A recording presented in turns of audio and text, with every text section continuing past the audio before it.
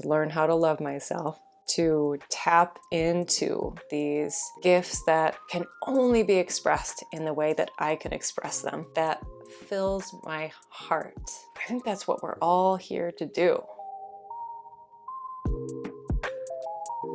My name's Courtney. If you've been following my channel, I've not been seen on camera lately. I go through waves of feeling confident and very okay with where I am. And then I think, like most of us, I have these dips where I fall back into feeling like nothing's possible and feeling like I'm not worthy of being on camera or don't have enough value to share. So I've been on a 2-month-long journey of trying to create something new within my energetic system and not allowing my brain to fall back into those old programs, which, while are uncomfortable, are very, very familiar to me. And a part of what I've realized in this process is those self-persecution habits, being very mean to myself, are actually useful in the way that if I put myself down and I make myself small and I take my own power away, I don't take risks. I don't allow myself to be vulnerable enough to be rejected and to feel like a failure, which are two kind of big life studies for me. And my whole life has been kind of a journey of navigating this. I'm a very, very sensitive person. Since I was a very, very young child, tears would just come to me for no reason, and I hated myself for that.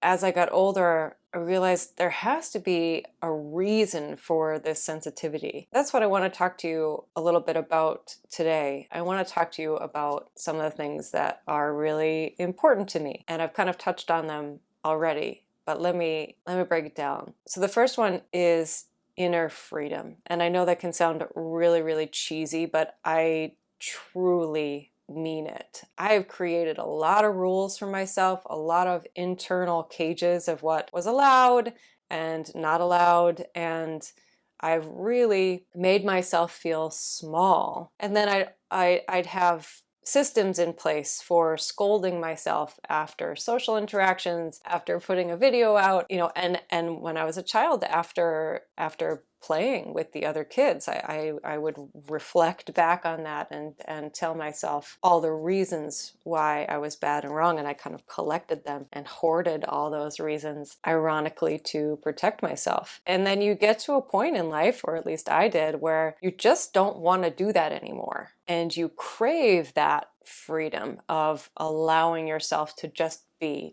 yourself. Another one of those really annoying things that we always heard growing up. How can you be yourself if you've censored yourself to the point where you don't even know how you feel? You don't even know what words to speak. And then you end up living a lot in the future, creating worst case scenarios, or in the past, again, looking at what you did and calling it wrong and bad. And of course, both of those places take you out of the present moment, which is where you can know yourself and be yourself. And once you do come back into that state of presence, a lot of those fears that you drew yourself into the future for just disappear.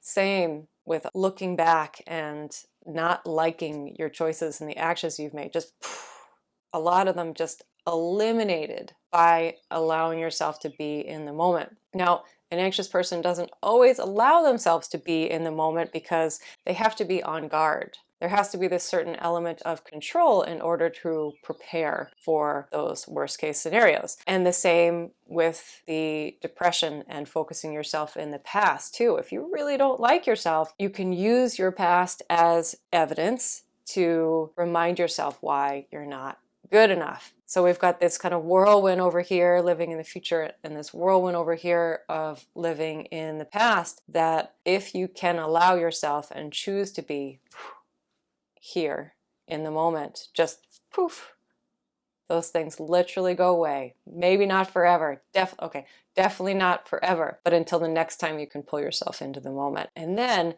when you're in the moment, you're just dealing with what you have there. So it doesn't mean there's not necessarily going to be emotion there, but there's a certain level of realness of what's going on with you right now, rather than creating something that hasn't happened yet, or reflecting back and maybe even rewriting stories in a negative light, even if they didn't happen that way. I think you know what I'm talking about. Okay, so that's one. I really want to gift myself inner freedom. And for me, that has been a process of breaking down all these old systems that I have put in place, all these old rules, all these old mechanisms, all these old patterns and behaviors, some of which were quite solidified.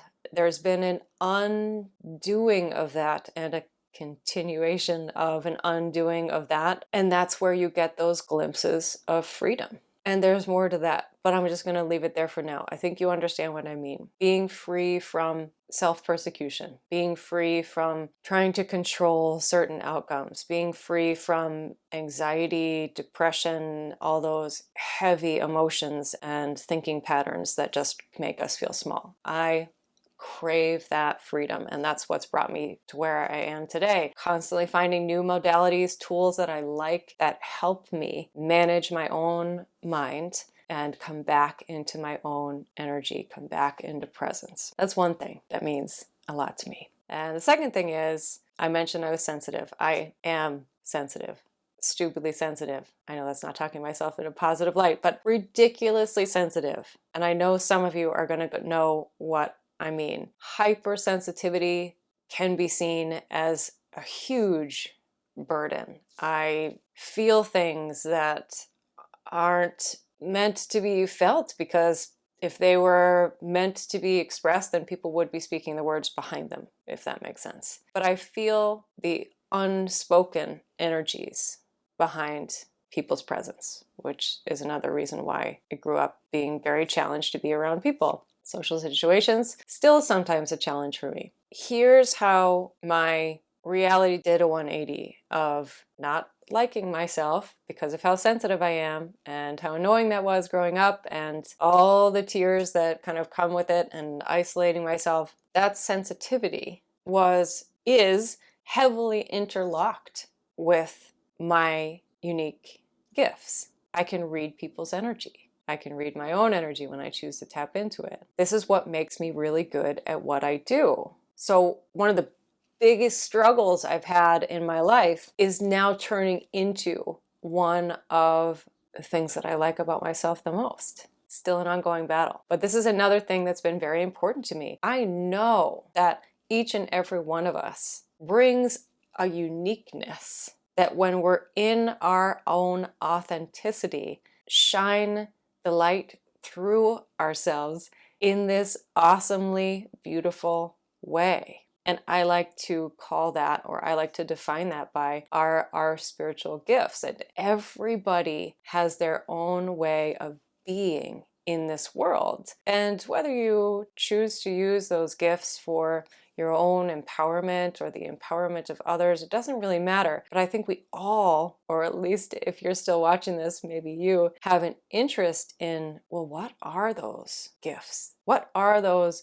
unique properties that I came here to Earth to explore and create with my 5 senses, which we don't have on the other side? We have these 5 senses in the human body that are fascinating, especially when we choose to tap into them. So what your own unique gifts are can set you a trajectory towards your deepest desires. The development of those gifts, which I'm still in the process of, and it's tied to the inner freedom thing, right? It's tied to knowing my own value. If I don't know my own value, it's hard to feel that I have gifts, let alone let myself explore them and discover them. And that leads us to the third thing that I'm very passionate about. Once you know who you are and you can get to a certain level, maybe you're not living in self-love all the time, but you know who you are. You feel confident. You're no longer plagued by inner voices that tear you down, at least not all the time.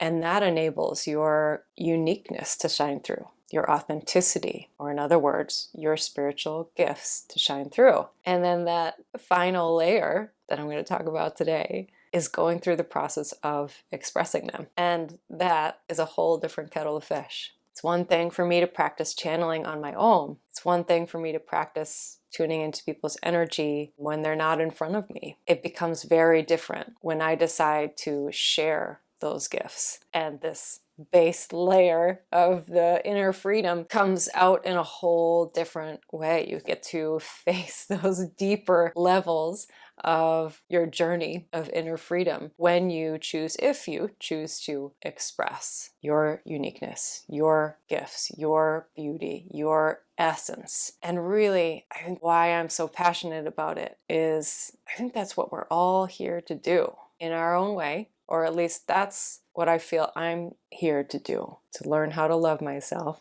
to tap into these gifts that can only be expressed in the way that I can express them, and then choosing or finding a way to express them to the world. Maybe it's to help others, I don't know. Express them in a way that fills my heart. That's what I truly want. And that's the journey that I'm on. I look back at my whole life I've been on, and this is just where I am at in it. So if any of that sounds at all interesting to you, if you can resonate with any step or stage of those journeys that I've just explained, come with me.